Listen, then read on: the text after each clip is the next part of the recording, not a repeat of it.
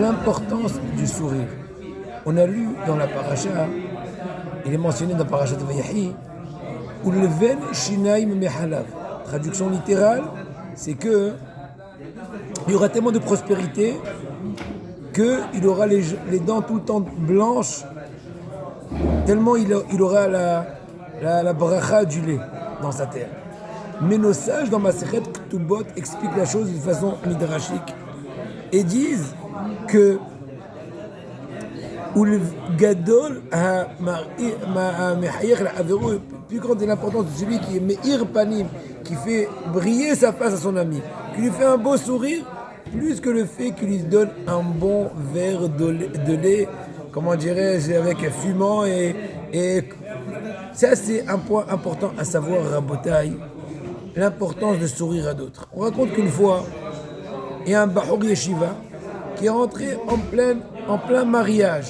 Et on sait très bien que dans le mariage, tout est heureux, tout est pimpant, et lui, il avait une face du 9 Av, de Tisha B'Av.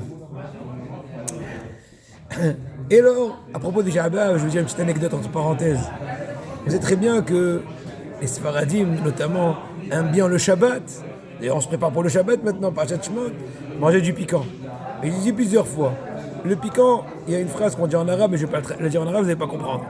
Mais je vais le dire quand même en français. Le piquant, il rentre avec les youyou, c'est-à-dire on est très heureux de le goûter, ça à la rigueur excite les papilles gustatives, mais il sort avec les quinottes du 9 Av. Je ne veux pas trop détailler, vous avez compris. Donc Rabotai, être très vigilant et faire attention à sa bonne santé, on en a besoin pour servir Hachem. En tout cas, ce Baour-là était dans ce mariage-là avec une face du 9 Av. Et le Rav de la Yeshiva, il lui a grondé, voleur, je n'ai rien volé, je n'ai volé à personne, je suis tzaddik. Il lui dit, quand tu viens avec une face triste, une face aigre, une face angoissante, dans un lieu de joie, tu es en train de voler la joie à ceux qui ont travaillé pendant des mois et qui ont mis une grosse fortune pour mettre la joie. Tu es un voleur.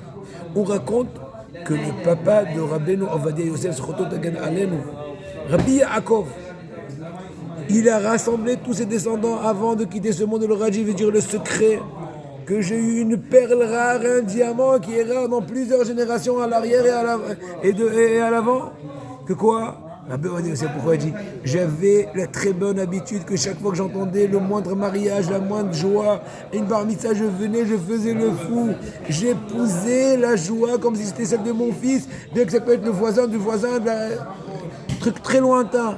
Eh bien, je pense que du fait que j'ai réjoui les autres, Akadosh Baruch Hu m'a donné un fils qui ne cesse et qui ne cessera de me réjouir. Rabotai, habituons-nous, quand on passe même dans la rue, un bon sourire, un bon bonjour, être rayonnant, renforcer, réconforter autrui. On dit, les moussards, ils disent que quand tu es dans la rue et tu as une face qui n'est pas très sévère, comme ça, renfermée, eh bien, c'est comme ça que tu as creusé un puits en pleine route. Tout celui qui passe, il peut tomber, se casser la figure. Et bien il y a aussi cet aspect-là, qui est Ramma. Il faut faire très attention à la bataille. Et pour finir, il faut savoir que les choses sont à double sens. C'est vrai que des fois, tu n'as pas la pêche de sourire. Tu n'as pas trop envie, mais au contraire, de ce qu'on dit que l'appétit vient en mangeant. Même des fois que tu n'as pas envie, je t'en prie sur mes goûts de c'est bon, rajoute-moi une nouvelle assiette. Ainsi, la Havdil, au début, force-toi à sourire. Fais semblant de, et en fin de compte, la sim'a va s'allumer. Je voudrais dans cette occasion souhaiter un grand Mazal Tov à notre maître Rabbi David Hania Pinto, lui et toute sa famille, et à mon cher Rabbi Michael Pinto pour le brit de leur fils et Ratzon qui soit Gadol B'Israël, que la sim'a accompagne cette illustre famille tout le temps, tout Am Israël, Shok Dolot, Chen Yatzon Amen, Shabbat, Shalom, U'Vorach.